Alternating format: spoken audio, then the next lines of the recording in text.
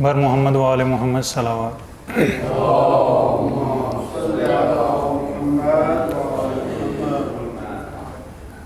اعوذ باللہ من الشیطان الرجیم، بسم اللہ الرحمن الرحیم، الحمد للہ رب العالمین، والصلاة والسلام علی اشرف الانبیاء والمرسلین ابی القاسم محمد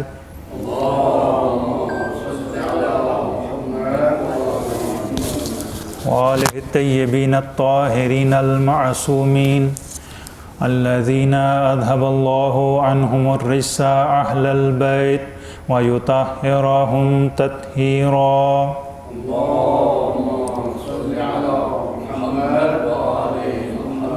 ولعنۃ اللہ علی اعدائہم اجمعین۔ اما بعد، فقد قال اللہ تبارک و تعالی فی قرآن الکریم، اعوذ باللہ من الشیطان الرجیم، بسم اللہ الرحمن الرحیم، لقد ارسلنا رسلنا بالبینات وانزلنا معهم الکتاب والمیزان لیقوم الناس بالقسط۔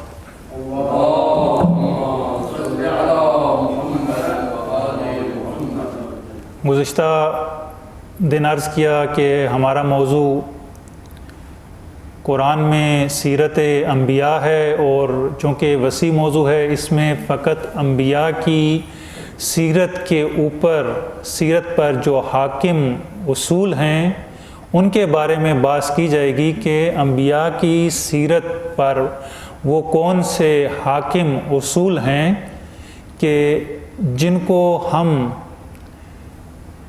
عکس کر کے اپنی زندگی کو بہتر بنا سکتے ہیں، کیونکہ کسی بھی شخصیت کو جاننے کے لیے یہ دیکھنا ضروری ہے کہ اس کے پاس کیا معیارات ہیں، کن معیارات کے تحت اس کی شخصیت تشکیل پائی ہے۔ سیرت کا معنی عرض کیا کہ سیرت کا معنی طرز عمل ہے، کہ کس طریقے سے، کس نوعیت کا اس کا طرز عمل ہے، جس نوعیت کا عمل ہوگا اسی نوعیت کی اس کی شخصیت بھی ہوگی، یعنی جیسا وہ اپنے لیے امتیازات اور معیارات قرار دیتا ہے کہ میں ان معیارات کے تحت میں نے اپنی انفرادی زندگی گزارنی ہے، ان معیارات کے تحت میں نے اپنی عائلی زندگی بسر کرنی ہے، ان معیارات کے تحت میں نے اپنی معاشرتی زندگی بسر کرنی ہے، ان معیارات کے تحت میں نے دوسروں سے ارتباط قائم کرنا ہے۔ جو بھی معیارات انسان اپنی زندگی میں طے کرتا ہے، انتخاب کرتا ہے، کسی سے لیتا ہے، وہ معیارات انسان کی شخصیت کے اصول بن جاتے ہیں۔ اگر کسی کی شخصیت کو پرکھنا ہو، دیکھنا ہو، اس کے بارے میں گفتگو کرنی ہو، جائزہ لینا ہو، تو ہمیں اس کے وہ معیارات دیکھنے پڑیں گے کہ اس کی شخصیت کے لیے کون سے معیارات موجود ہیں کہ جن کے تحت یہ شخصیت تشکیل پائی ہے۔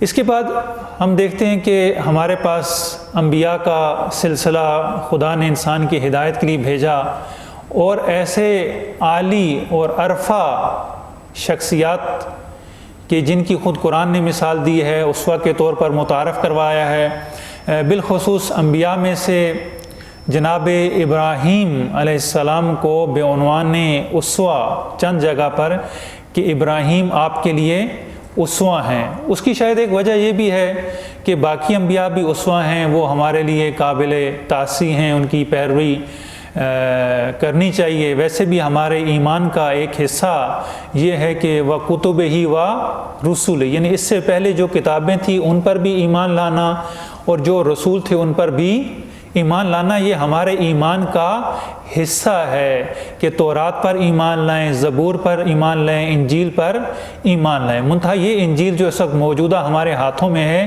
اس سے یہ انجیل مراد نہیں ہے، اس سے وہ انجیل اور تورات مراد ہے جو سابقہ انبیاء کی اصلی تعلیمات پر مشتمل تھی۔ یہ تو نہ زبان کے حوالے سے وہ ہے، نہ مضمون کے حوالے سے وہ تورات ہے اور وہ انجیل ہے، اس میں بہت زیادہ تبدیلیاں کر دی گئیں۔ خود جس نبی کی یہ کتاب تھی اس نبی نے اس کو جمع نہیں کیا، اس نبی کے جو اصحاب تھے نہ انہوں نے اس کو جمع کیا، ایک طویل دورانیے کے بعد ان کو جمع کیا گیا، ان کو اکٹھا کیا گیا، لہٰذا ان کے اعتبار کے بارے میں ہمیں یقین نہیں ہے۔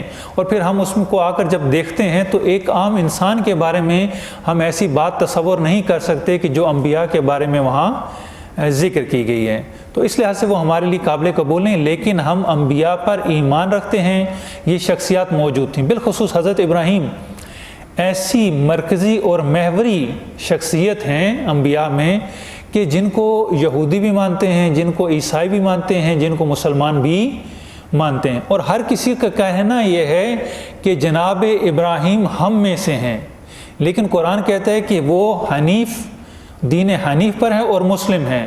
قرآن جناب ابراہیم کو مسلمان کہہ رہا ہے، ان کا دعویٰ ہے وہ یہودی ہیں، ان کا دعویٰ ہے وہ عیسائی ہیں، لیکن قرآن کہتا ہے نہ وہ یہودی ہیں، وہ نہ ہی نصرانی ہیں، بلکہ وہ مسلم ہیں جو حقیقی دین حنیف پر ہیں۔ اس لیے شاید قرآن نے بھی جناب ابراہیم کو اسوہ کا لفظ جب استعمال کیا، یا پیغمبر کے لیے استعمال ہوا، لَقَدْ كَانَ لَكُمْ فِي رَسُولِ اللَّهِ أُسْوَةٌ حَسَنَةٌ، یا جناب ابراہیم کے لیے اسوہ کا لفظ استعمال ہوا۔ شاید اس کی وجہ یہی تھی کہ یہ ایک مشترکہ شخصیت ہیں تمام آسمانی ادیان میں، اس لیے جناب ابراہیم کا ذکر ہوا۔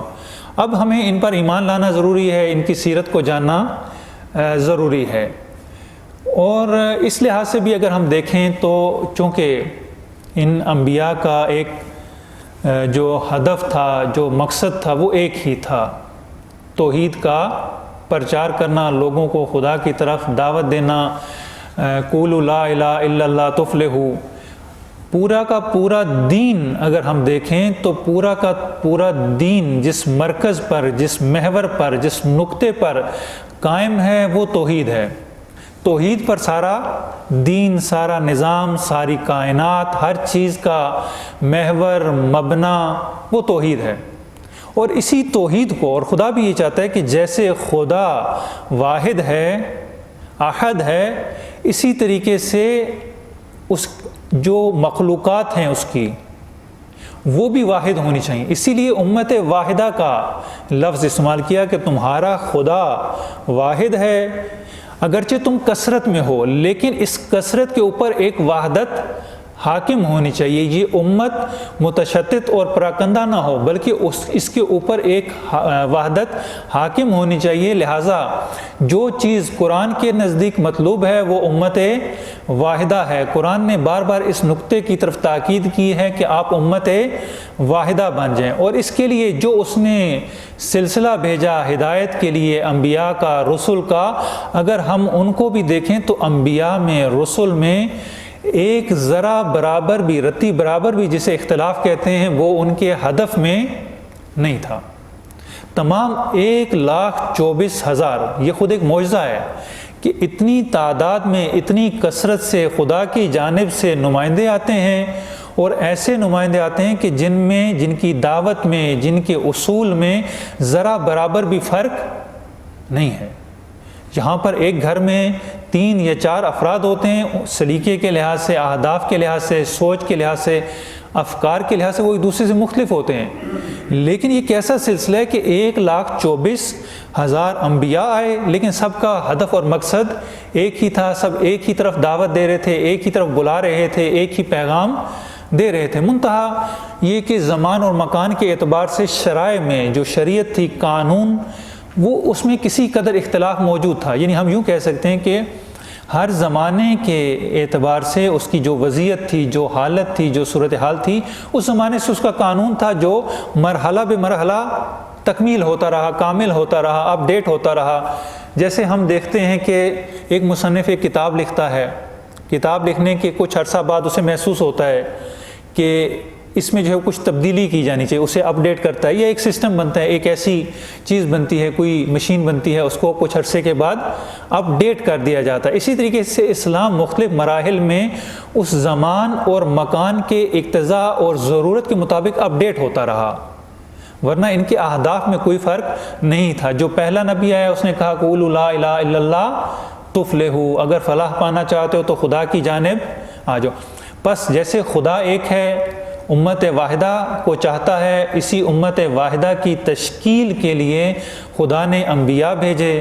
خدا نے جو انبیاء بھیجے یہ بھی ایک ہی ہدف اور مقصد کے تحت ہیں۔ اس کے بعد نبوت کا سلسلہ ختم ہوتا ہے، امامت کا سلسلہ شروع ہوتا ہے۔ امامت کے اس سلسلے میں اگر ہم دیکھیں تو تمام ائمہ علیہم السلام، ان کا ہدف اور مقصد ایک ہی ہے، اگرچہ ادوار مختلف ہیں، زمان مختلف ہے، مکان مختلف ہیں، شرائط مختلف ہیں، لیکن ہدف سب کا ایک ہی ہے۔ یعنی یہ بھی اسی سلسلے کی کڑی ہیں جو سلسلہ توحید سے شروع ہوا، امت واحدہ کے لیے انبیاء اور رسول بھیجے، اور اس کے بعد ائمہ کا دور شروع ہوا۔ یہ اگر ہم دیکھیں تو یہ ایک ہی سلسلے کی کڑی ہے۔ اس سے اس دین کی، اس مذہب کی حقانیت کا اندازہ ہو جاتا ہے کہ یہ ایک نقطے اور ایک مرکز اور محور پر قائم ہے۔ وہ نقطہ اور مرکز اور محور کیا ہے؟ ویسے تو مختلف اصول اس کے لیے موجود ہیں، لیکن جو بنیادی ترین اصول ہے وہ توحید ہے کہ جس پر یہ قائم ہے۔ اب اصول کیا ہوتا ہے؟ معمولاً اصول کو ہم جو ہے وہ اگر عربی میں اس کو دیکھیں تو جو کسی چیز کی جڑ اور بنیاد ہوتی ہے اسے اصل کہا جاتا ہے۔ اصل یعنی کسی چیز کی جڑ، بنیاد، ریشہ کہ جس کی وجہ سے وہ قائم ہوتی ہے، جس کی وجہ سے وہ باقی ہوتی ہے، جس کی وجہ سے وہ اس کی وجہ سے اس کا استحکام ہوتا ہے۔ بنیاد ہمیشہ اسی لیے رکھی جاتی ہے، جب مکان بنائے جاتے ہیں تو کوشش ہوتی ہے کہ اس کی بنیاد جو ہے وہ گہری ہونی چاہیے۔ اگر بنیاد گہری ہوگی، بنیاد مضبوط ہوگی تو مکان اتنا ہی اوپر مضبوط ہوگا، زلزلے آ جائیں، طوفان آ جائیں، اس کو اتنی جلدی ہلا نہیں سکتے۔ تو اسلام کی جو بنیاد ہے وہ ایسی چیزوں پر ہے کہ جو بہت زیادہ مضبوط ہیں، جن کے اوپر یہ دین قائم ہے۔ اور ایسا نہیں ہے کہ یہ جو اصول ہیں یہ فروعات سے مختلف ہوتے ہیں، ان کا کوئی تعلق آپس میں نہیں ہوتا۔ آپ نے دیکھا کہ مکان کی بنیاد کا تعلق مکان کے ساتھ بہت گہرا ہوتا ہے، حتیٰ اگر اس کی بنیاد ایک سائڈ سے ہل جائے یا پڑوسی کوئی مکان بنا لے اور بعد میں اس جگہ کو ایک سائڈ سے کھودنا شروع کر دے تو یہ جو اس کا پڑوسی اگرچہ اس کی زمین نہیں ہے لیکن اس کو کھودنے نہیں دے گا۔ کیوں؟ کیونکہ اس سے جو ہے وہ اس کھودنے سے اس کی بنیاد خراب ہو رہی ہے، اس کا مکان گرنے کا خطرہ ہے۔ پس بنیاد کو کبھی بھی آپ اس مکان سے جدا نہیں کر سکتے، دکھنے میں وہ نظر نہیں آتی، لیکن جس چیز نے اس کو سنبھالا دیا ہوا ہے، اس کو استحکام بخشا ہے، وہی اصول اور بنیاد ہے۔ دین بھی ایسے ہی ہے، دین کی وہ چیز کہ جس نے دین کو استحکام بخشا ہے، دین کو بنیاد فراہم کی ہے، جتنے بھی بحران آ جائیں، جتنی بھی مشکلات آ جائیں، جتنے بھی سخت طوفان آ جائیں، کچھ بھی ہو جائے، یہ دین ہلنے والا نہیں ہے، اس کو کوئی ہلا نہیں سکتا۔ اس کو قرآن نے جو ہے وہ ایک شجرہ طیبہ سے مثال دی ہے۔ ایسا شجرہ طیبہ کہ الم تر کیف ضرب اللہ مثلا کلمۃ طیبہ کشجرۃ طیبہ اصلها ثابت وفرعها فی السماء۔ ایسا شجرہ یعنی کلمہ طیبہ ہے، کلمہ طیبہ کی مثال شجرہ طیبہ کے ساتھ ہے کہ جس کی بنیادیں، جس کی جڑیں ثابت ہیں اور جس کی فروعات آسمان پر پہنچی ہوئی ہیں، اور یہ ہر زمانے میں پھل دیتا ہے، ہر وقت یہ پھلدار رہتا ہے۔ ایسا نہیں ہوتا کہ کسی وقت یہ پھل دے اور کسی وقت یہ پھل نہ دے، نہ، یہ ہمیشہ جو ہے وہ پھلدار ہے، سایہ دار ہے، انسان اس سے استفادہ کرتا ہے۔ ایک صلوات پڑھیں بر محمد والے۔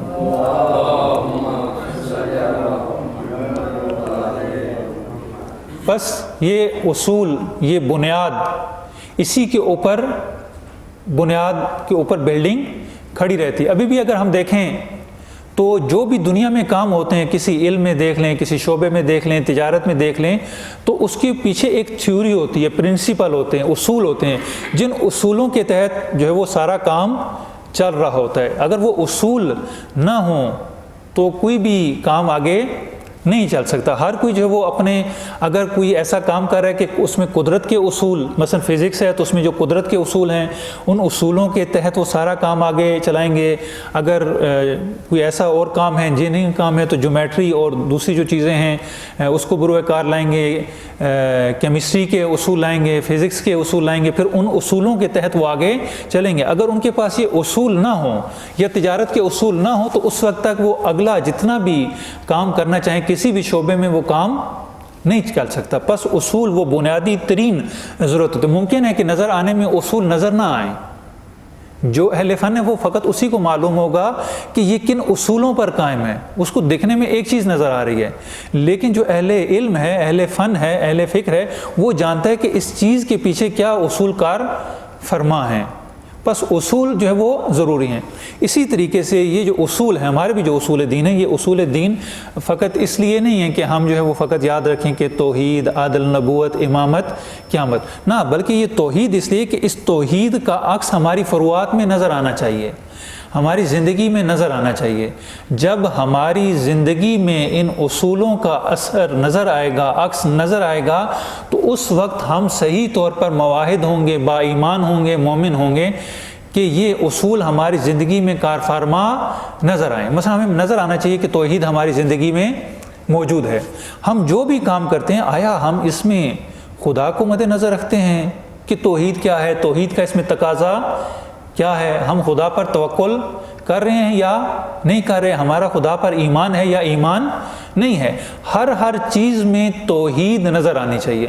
اگر ہمارے ہر قول میں، ہر فعل میں، ہر عمل میں توحید نظر آتی ہے، عدل نظر آتا ہے، امامت نظر آتی ہے، نبوت نظر آتی ہے، اور قیامت کا عکس نظر آتا ہے، ہمیں اپنے مرنے پر یقین ہے اور اس کے مطابق ہم عمل کر رہے ہیں، تو اس کا مطلب ہے کہ ہماری زندگی محکم اصولوں پر استوار ہے۔ لیکن اگر ایسا نہیں ہے تو اس کا مطلب یہ ہے کہ ہم اصولوں کا اعتراف تو کرتے ہیں، لیکن ہماری زندگی میں وہ اصول موجود نہیں ہیں، ان کا عکس نظر نہیں آتا۔ اب ہم انبیاء کی طرف آ جائیں تو انبیاء کی زندگی انہی اصولوں پر کار فرما ہے۔ انبیاء جس چیز کی دعوت دیتے ہیں، یہ انبیاء کی سیرت کے اصولوں کے لیے مبانی قرار پائیں گے، یعنی وہ سرچشمہ قرار پائیں گے کہ جن سے انبیاء اصولوں کو لے کر اپنی شخصیت کو تشکیل دیتے ہیں، یعنی انہی اصولوں سے انبیاء دوسرے اصول اخذ کرتے ہیں اور پھر ان سے اپنی شخصیت کو تشکیل دیتے ہیں۔ اگر ہم انبیاء کا اب تذکرہ کریں تو سب سے پہلے اگر ہم دیکھیں تو حضرت آدم کا ہمیں تذکرہ ملتا ہے۔ حضرت آدم کے زمانے میں اگر ہم دیکھیں تو زندگی انتہائی سادہ ہے، بہت سادہ اور بسیط قسم کی زندگی ہے، اس میں کوئی زیادہ پیچیدگی نہیں ہے، ایک ابتدائی معاشرہ جہاں سے معاشرے کا آغاز ہو رہا ہے۔ لہٰذا قرآن میں بھی ہمیں جناب آدم کے بارے میں اگر ہم دیکھیں تو ہمیں ان کی خلقت کے بارے میں، فرشتوں کے بارے میں، ملائکہ کے بارے میں، شیطان کے بارے میں ایک داستان ملتی ہے، ایک کچھ اخبار ہمارے پاس موجود ہیں کہ اس طریقے سے جو وہ شیطان نے کیا، اس طریقے سے وہ جنت میں گئے، اس طریقے سے جنت سے انہیں زمین پر بھیج دیا جاتا ہے، اس کے بعد جو ہے وہ فرشتے یہ اعتراض کرتے ہیں، زمین پر آتے ہیں، ابتدائی معاشرہ ہے، وہاں پر نہ تو کسی قانون کا، نہ کسی احکام کا، اور نہ ہی کسی معاشرے کے دوسرے اصول کا ذکر جناب آدم کی زندگی میں نہیں ہے۔ شاید ابھی ابتدائی معاشرہ ہے، اس میں وہ ضرورت پیش نہ آئی ہو، ہدایت کے لیے وہ چیز موجود نہ ہو، لہٰذا قرآن نے بھی ان کا تذکرہ نہیں کیا، چونکہ ایک ابتدائی معاشرہ تھا۔ اس کے بعد ہم آ جاتے ہیں جناب نوح کی طرف۔ اگر جناب نوح کو دیکھیں تو انبیاء میں سے ابو الانبیاء، ابو الآدم جن کو کہا جاتا ہے، وہ جناب نوح ہے، یعنی جناب آدم کے بعد جس شخصیت سے انسانیت آگے چلی، آدمیت آگے چلی، وہ جناب نوح ہے۔ جناب نوح کی زندگی کو قرآن نے بہت زیادہ بیان کیا۔ قرآن میں تقریباً 43 مقامات ہیں جہاں پر جناب نوح کا نام ذکر کیا گیا، 40 مقامات پر جو وہ آپ کا تذکرہ مختلف اعتبار سے کیا گیا۔ اگر ہم اس تکرار کو حذف کر دیں تو تقریباً 30 مقامات ایسے بنتے ہیں، 30-35 کے قریب کے، جن میں جناب نوح کی سیرت کا تذکرہ کیا گیا۔ مختصر اگر ہم اس کو عرض کریں تو مختصر طور پر ہمیں یہی نظر آتا ہے کہ جناب نوح خدا کی طرف سے بھیجے گئے اس قوم کی طرف، اور جناب نوح نے انہیں بلانا شروع کر دیا، خدا کی طرف دعوت دینا شروع کر دی، اور اس دور میں آہستہ آہستہ اگر ہم دیکھیں تو خدا کا تصور تو جناب آدم کے دور میں بھی موجود ہے، ہمیں حابیل اور قابیل کے قصے سے پتہ چلتا ہے۔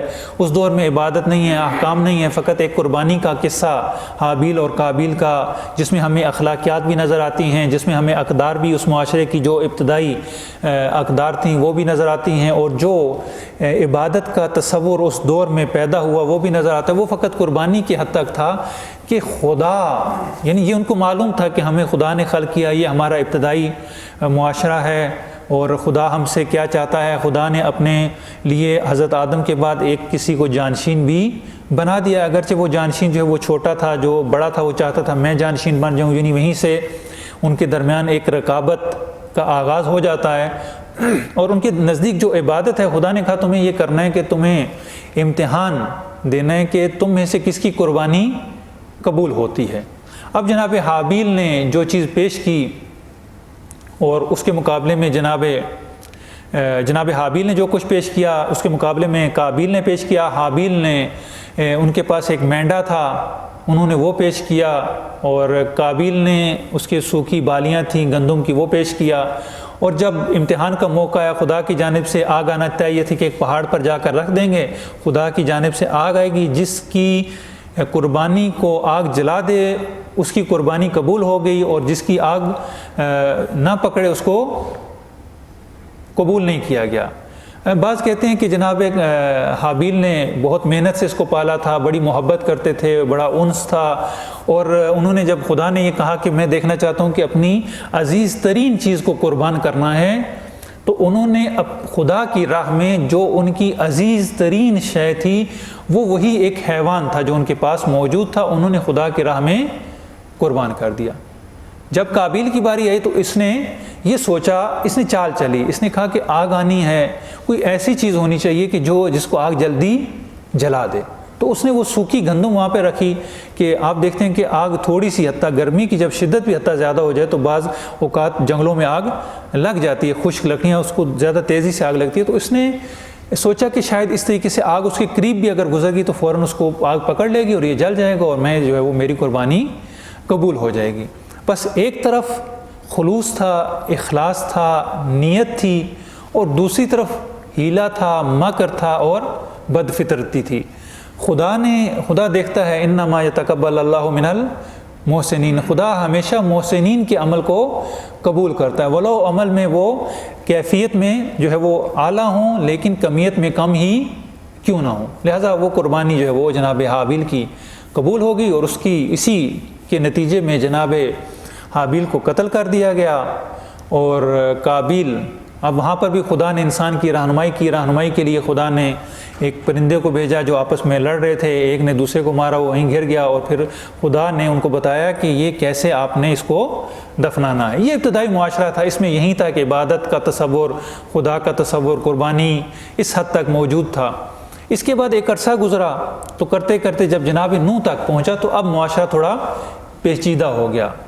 جناب نوح وہ نبی ہیں کہ جن کو شریعت دی گئی، یعنی پہلے صاحب شریعت نبی ہیں، خود قرآن نے بھی اس کا تذکرہ کیا، شرع لکم من الدین ما وصی بہ نوحا، کہ جو جناب نوح کو شریعت دی گئی، جس کی ان کو وصیت کی گئی، جو ان کو ایک خدا کی جانب سے پیغام پہنچایا گیا۔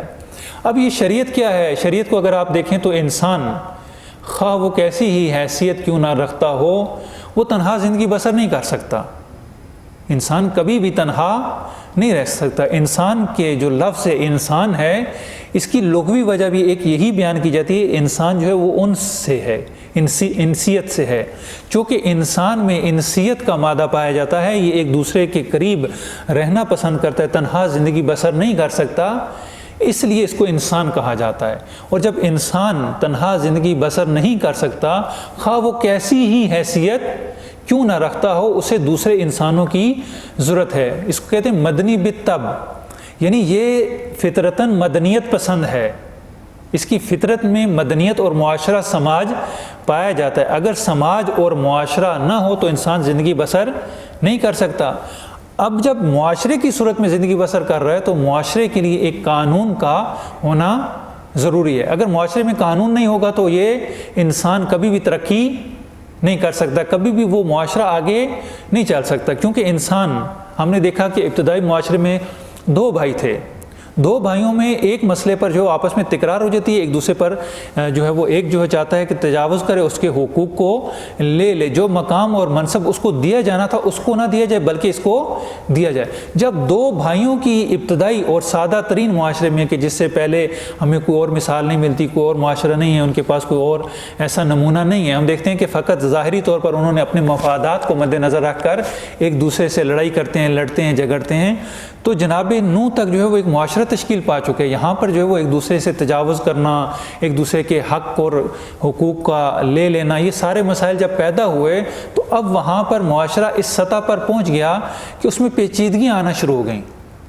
لہٰذا یہاں پر خدا نے ان کے لیے ایک قانون جناب نوح کے ذریعے بھیجا. بس یہ وہ پہلی شریعت اور قانون تھا جو انسانی معاشرے کے لیے بھیجا گیا. یہ ابتدائی ترین قانون تھا. اس کی شکل کیا تھی، کیفیت کیا تھی، وہ ہمیں معلوم نہیں ہے. اتنا معلوم ہے کہ پہلے صاحب شریعت نبی جناب نوح ہیں. جناب نوح نے ان لوگوں کو خدا کی طرف بلانا شروع کر دیا. حتیٰ ہم دیکھتے ہیں کہ اس دور میں کہ جناب نوح ہیں، یہ لوگ بت پرستی کی طرف مائل ہو گئے.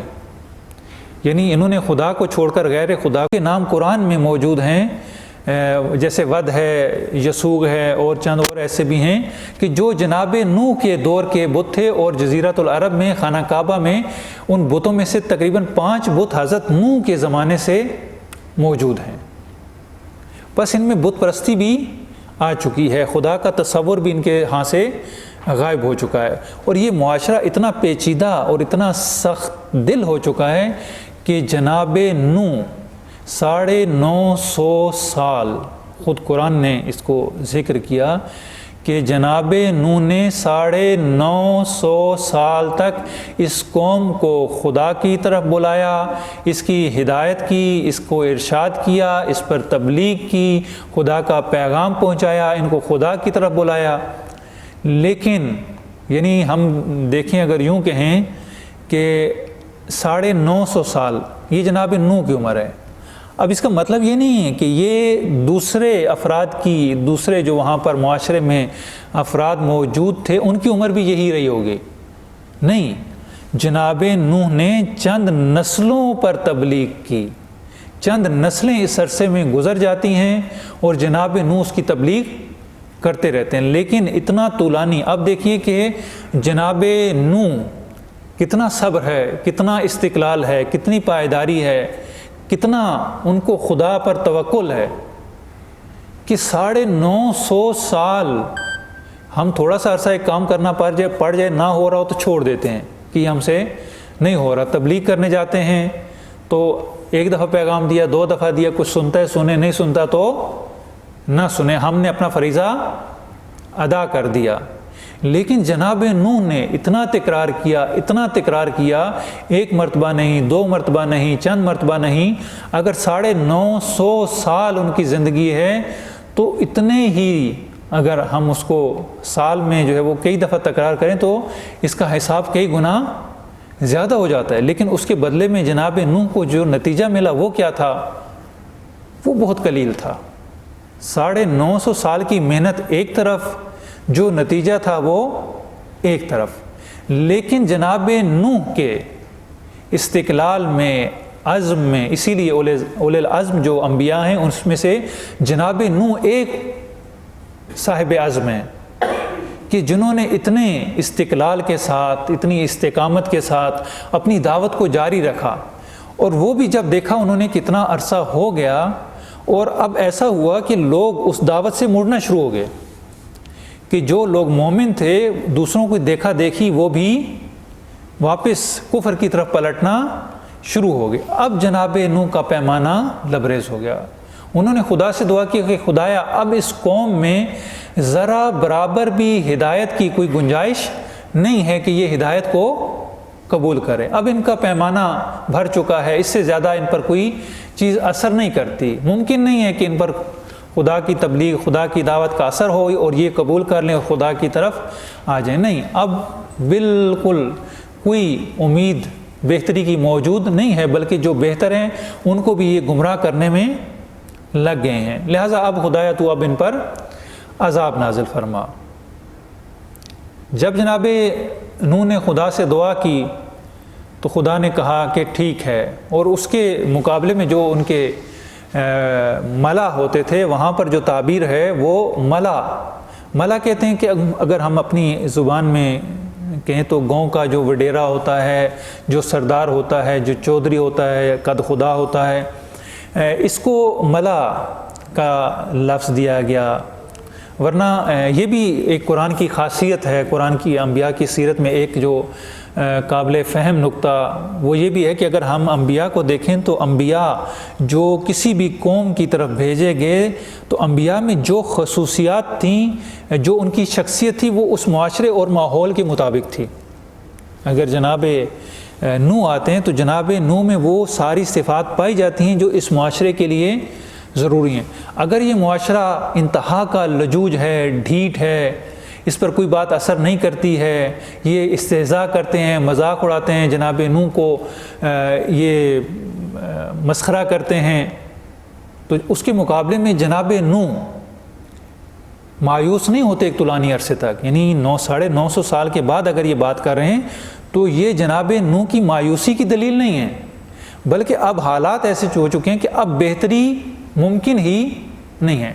اسی اعتبار سے جناب نوح کی شخصیت ہے، یعنی جیسا زمانہ ہے، جیسے لوگ ہیں، ایسا ہی اس نبی کی شخصیت بھی ہے، اور اسی لیے ہر نبی کو جس قوم میں بھی بھیجا گیا تو اس کی خصوصیات جو قرآن نے ذکر کی، ایک یہ کہ جو نبی جس قوم میں جاتا تھا اس کی زبان انہی کی زبان ہوتی تھی، اور دوسرا اس کے پاس جو معجزہ ہوتا تھا، خدا اس کو معجزہ اس کے نبی ہونے کی دلیل ہوتی تھی۔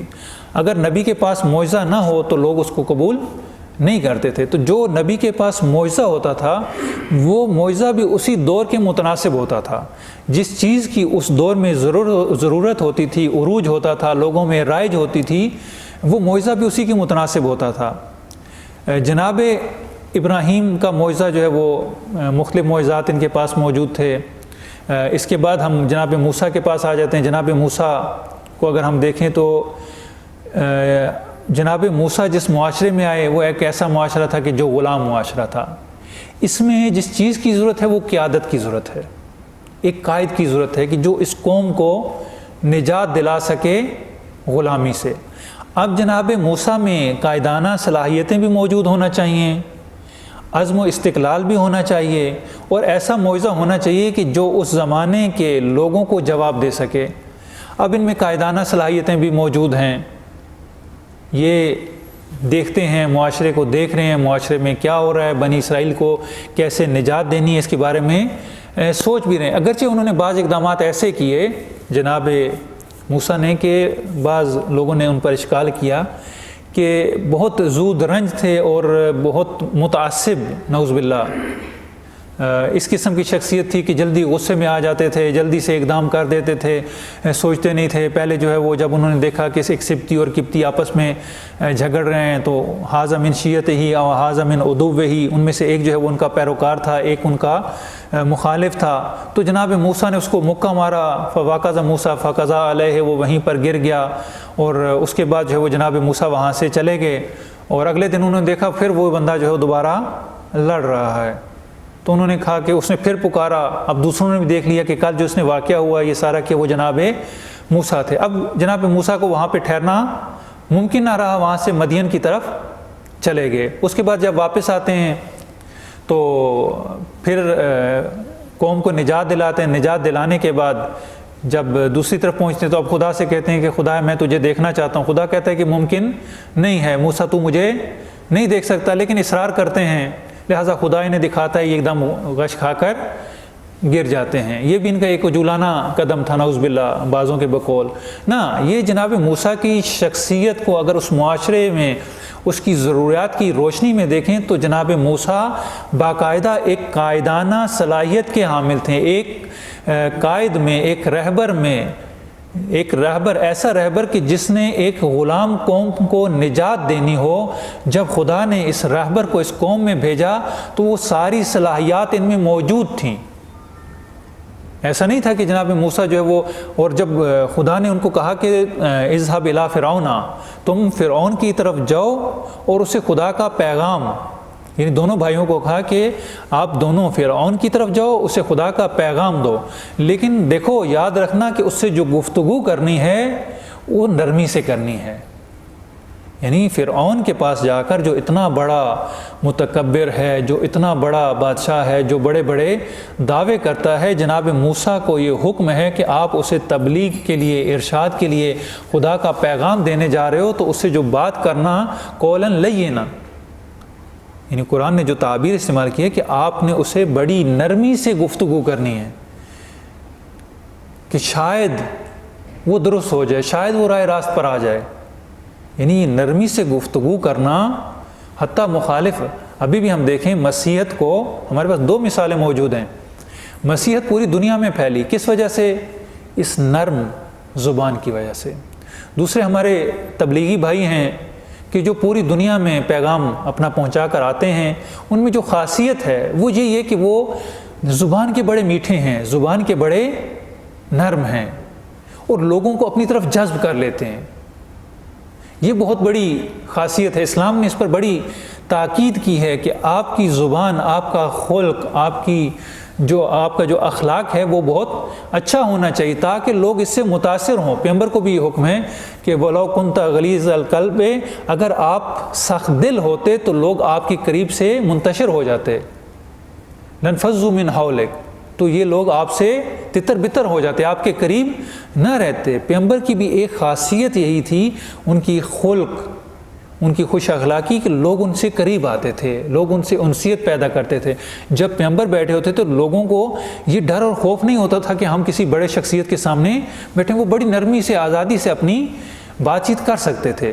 تو یہ جناب موسیٰ کی شخصیت میں یہ چیز موجود تھی کہ خدا نے کہا کہ آپ نے فرعون کے پاس بھی جا کر بڑی نرمی سے بات کرنی ہے، کیونکہ اس کا اثر ہوتا ہے۔ یہ ضروری ہے کہ آپ جب بھی بات کریں، کسی کو قائل کرنے کی کوشش کریں، اپنا پیغام جب دینا چاہیں تو کسی کی دل آزاری نہ کریں۔ ہمارے ہاں ایک جو چیز غلط رائج ہو چکی ہے وہ یہی ہے کہ جب ایک دوسرے سے بحث کرتے ہیں تو کوشش کرتے ہیں کہ ہر جیسا بھی ہو ہم اس کو قائل کریں۔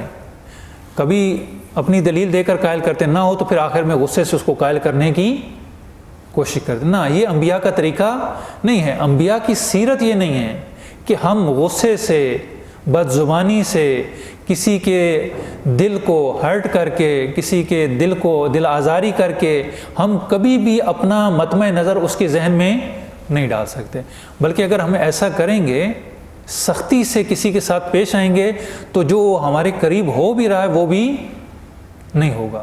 وہ کہے گا کہ یہ پہلے ہی ایسے افراد ہیں، میں ان کے قریب جا کر کیا کروں۔ مسیحیت نے ساری دنیا کو فتح کیا اسی زبان کی وجہ سے۔ میں ایک خطیب کو سن رہا تھا، وہ ایک واقعہ، ایک چیز بیان کر رہے تھے۔ وہ کہتے ہیں کہ ایک گاڑی کے پیچھے، ہماری جو شاعری یا ایک حکمت بھرے الفاظ ہوتے ہیں وہ ٹرکوں کے پیچھے، بسوں کے پیچھے، رکشوں کے پیچھے، ان کے پیچھے ہوتے ہیں بسا اوقات۔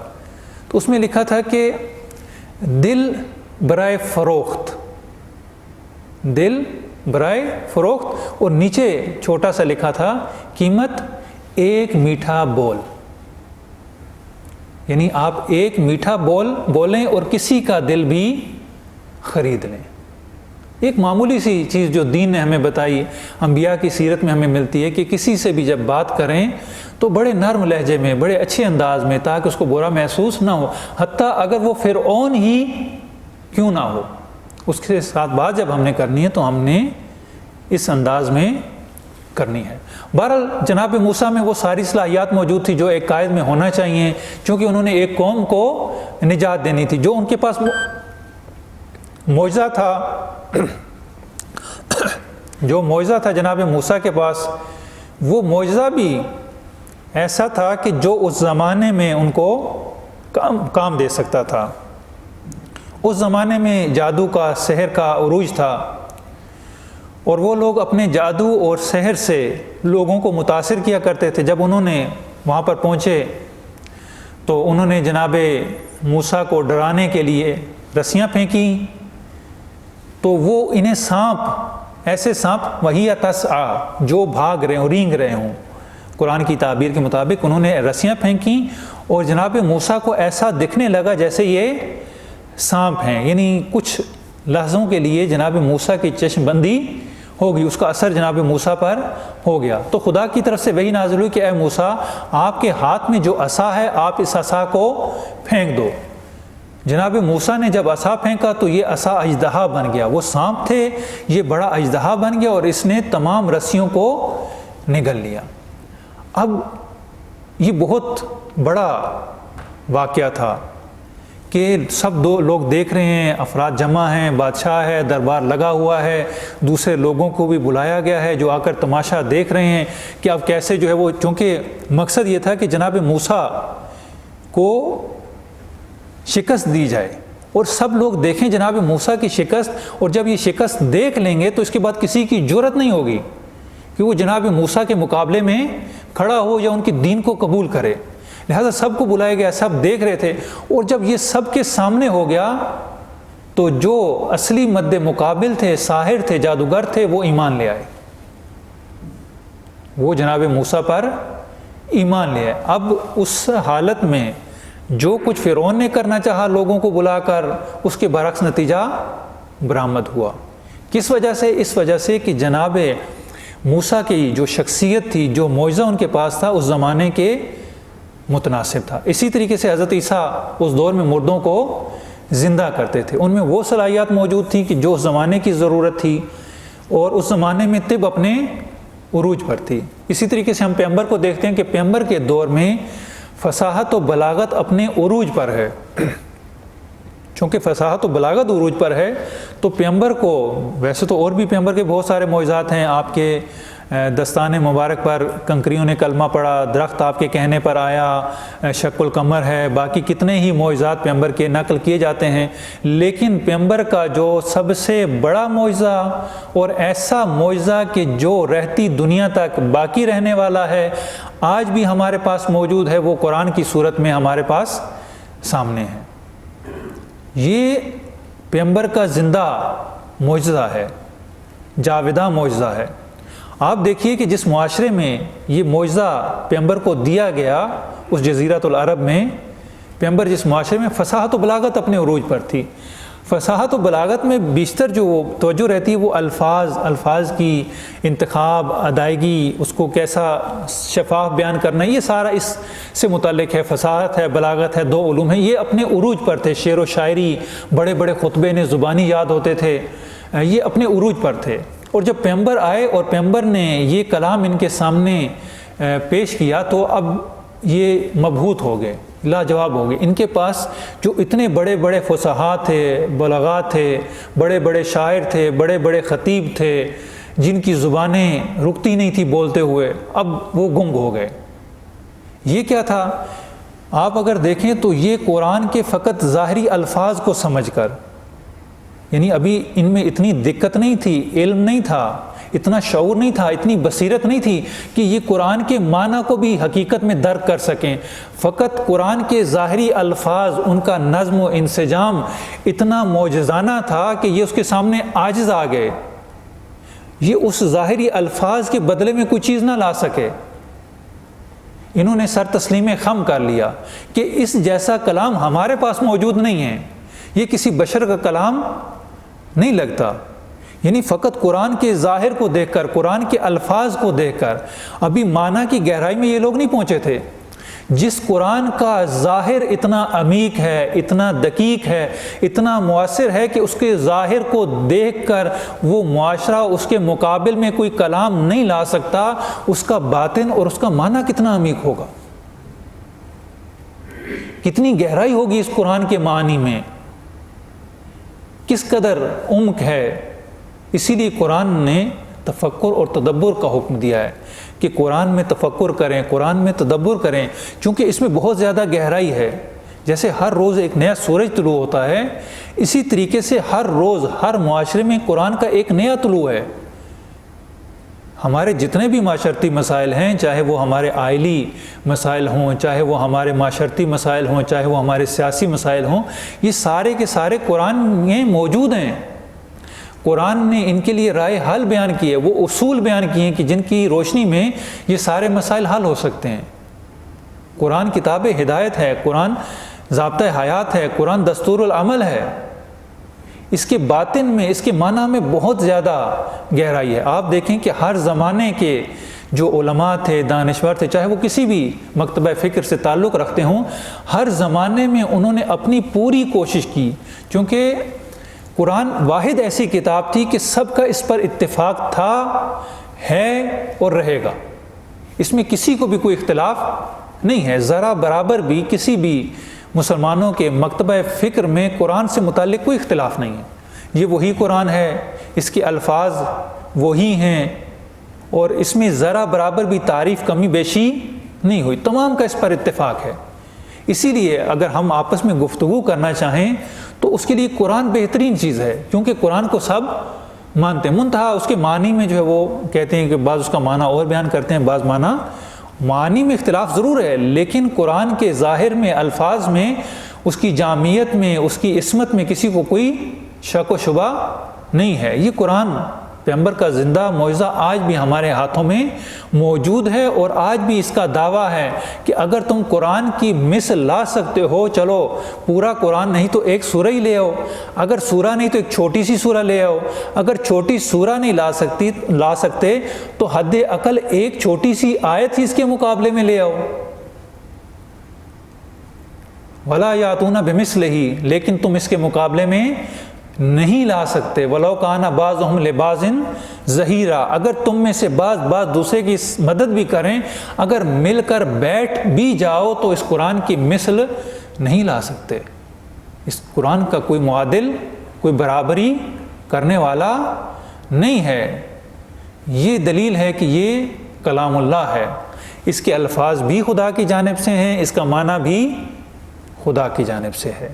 ایسا نہیں ہے کہ پیغمبر، بعض کہتے ہیں کہ نہ یہ پیغمبر نے اپنی طرف سے لایا، معنی خدا کی طرف سے تھا، الفاظ خود پیغمبر کے تھے، نہ، یہ الفاظ بھی من اللہ ہیں، معنی بھی من اللہ ہے، یہ دونوں خدا کی جانب سے ہیں۔ خدا نے پیغمبر پر یہ قرآن نازل کیا۔ غرض یہ کہ ہر خلاصہ اگر میں کروں تو انبیاء کی سیرت اصولوں پر قائم ہے۔ یہ اصول انبیاء کی زندگی میں، ان کے عمل میں، ان کی افکار میں، ان کے کردار میں واضح طور پر ہمیں نظر آتے ہیں۔ ہمیں واضح نظر آتا ہے کہ یہ خدا محور ہیں۔ ہر نبی کی اگر ہم مشترکہ خصوصیات دیکھنا شروع کر دیں تو سب کی زندگی میں جو بنیادی ترین نقطہ ہے وہ توحید ہے، خدا محور ہیں۔ جو کام بھی کرتے ہیں وہ خدا کے لیے کرتے ہیں، دعوت دیتے ہیں خدا کے لیے دیتے ہیں، کسی کو بلاتے ہیں خدا کے لیے بلاتے ہیں، کوئی عمل انجام دے رہے ہیں خدا کے لیے دے رہے ہیں، اور پھر ان سے کہتے بھی ہیں۔ جناب نوح نے بار بار متعدد مرتبہ قرآن میں آیت موجود ہے کہ ان اجری الا علی اللہ، دیکھو میں تمہیں جو خدا کی طرف بلا رہا ہوں اس میں میرا کوئی فائدہ نہیں ہے، اور نہ میں تم سے کوئی اجر طلب کر رہا ہوں، میں تم سے اجر طلب نہیں کر رہا۔ ان اجری الا علی اللہ، میرا اجر جو ہے وہ خدا پر ہے، میرا اجر خدا دے گا، میں تم سے کچھ نہیں مانگتا، میں فقط تم سے یہ کہتا ہوں کہ تم خدا کی جانب آ جاؤ۔ خدا پر توکل بھی کرتے ہیں، اور جب وہ کہتے ہیں کہ اے نوح یہ کیا کر رہے ہو، ان کا مذاق اڑاتے ہیں، لیکن جناب نوح بددل نہیں ہوتے، بیزار نہیں ہوتے، اپنے کام کو جاری رکھتے ہیں۔ اور ایک جو چیز جناب نوح کے کردار میں واضح نظر آتی ہے وہ یہ کہ جناب نوح کی صاف گوئی ہے، کہ جناب نوح انہیں صاف صاف کہتے ہیں۔ ہمارے ہاں جب کسی کو قائل کیا جاتا ہے تو اس کو کہا جاتا ہے کہ ہم یہ ہیں، ہم وہ ہیں، ہماری اتنی پراپرٹی ہے، ہمارا یہ عہدہ ہے، ہمارا منصب ہے، پہلے اپنی شخصیت سے متاثر بعد ہم دوسرے سے گفتگو کرتے ہیں۔ تو جناب نوح نے کہا دیکھو نہ تو میرے پاس مال دنیا ہے، نہ میرے پاس اقتدار ہے، نہ میرے پاس جو ہے وہ، نہ میں فرشتہ ہوں، نہ یہ چیزیں میرے پاس ہیں، میں یہی کچھ ہوں جو تمہارے سامنے ہوں، میرا پیغام یہی کچھ ہے جو میں تمہیں پہنچا رہا ہوں، اس کے علاوہ میرے پاس کچھ بھی نہیں ہے، اور میں تم سے کچھ طلب بھی نہیں کرتا۔ صاف انہیں، اور کہا کہ اگر تم میری بات کو نہیں مانتے، خدا پر توکل، ایمان، اور دیکھیں کہ کتنے نڈر ہیں، یعنی وہ آ کر مذاق اڑا رہے ہیں، آ کر اذیت دیتے ہیں، آزار دیتے ہیں، لیکن جناب نوح نہیں کہتے کہ تم جو ہے وہ مجھے کیوں تنگ کرتے ہو، مجھے کیوں سزاتے ہو، میں نے تمہارا کیا بگاڑا ہے، نہیں، کہتے ہیں کہ تم جو کرنا چاہتے ہو وہ کر گزرو، مجھے اس کا خوف نہیں ہے، تم میرے مقابلے میں اگر میری بات نہیں مانتے تو جو کچھ بھی کر گزرنا چاہتے تم کر گزرو، مجھے تمہارا کوئی خوف ڈر نہیں ہے، میں پیچھے ہٹنے والا نہیں ہوں، میں اپنا پیغام پہنچا کر رہوں گا۔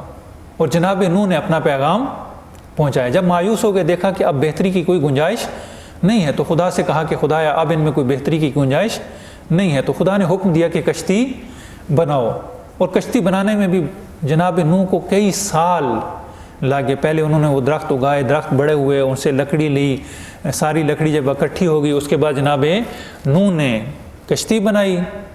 کشتی میں پھر خدا کا حکم ہوا، اور لوگ وہ مذاق اڑاتے تھے، اے موسیٰ یہ کشتی تو پانی پر چلتی ہے، تم تو خشکی پر بنا رہی ہو، چلے گی کیسے؟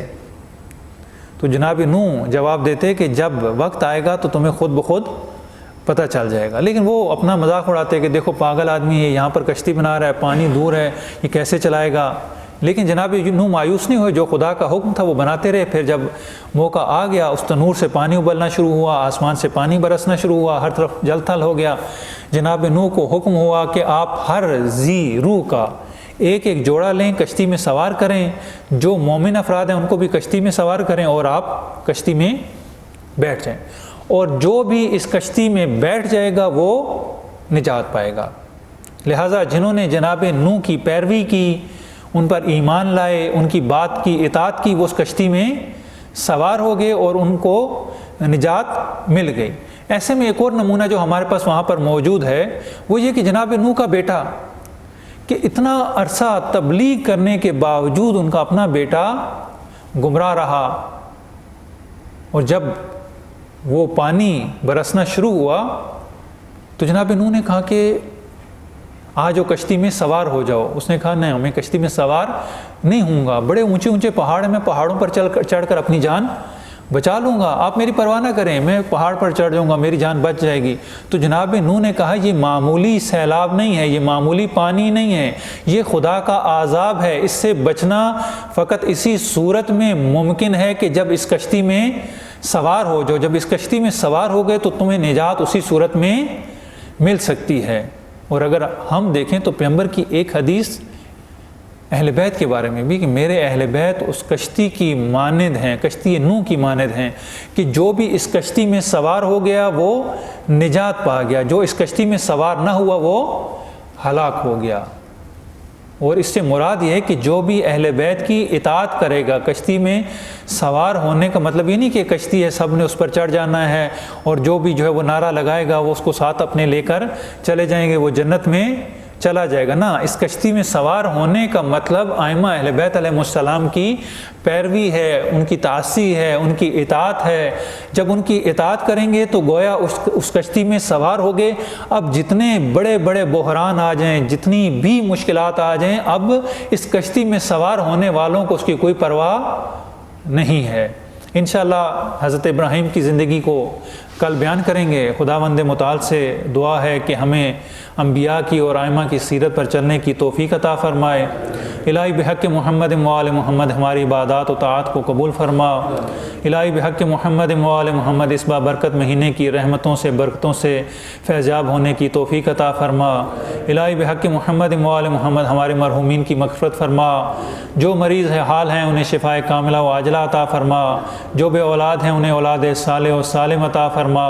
جو مقروض ہیں ان کا قرض غیب سے ادا فرما۔ جو کسی مشکل میں گرفتار ہیں ان کی مشکلات آسان فرما۔ ہمیں ائمہ اہل بیت علیہ السلام کی تعلیمات پر عمل کرنے کی توفیق عطا فرما۔ مسلمانوں کے درمیان اتحاد قائم فرما۔ مسلمانوں کے دشمنوں کو نیست و نابود فرما۔ ہمارے ولی حقیقی کا ظہور فرما۔ ہمیں ان کے انصار میں سے قرار دے۔ ربنا آتنا فی الدنیا حسنۃ وفی الآخرۃ حسنۃ وقنا عذاب النار۔ اللہم صلی علی محمد وآل محمد۔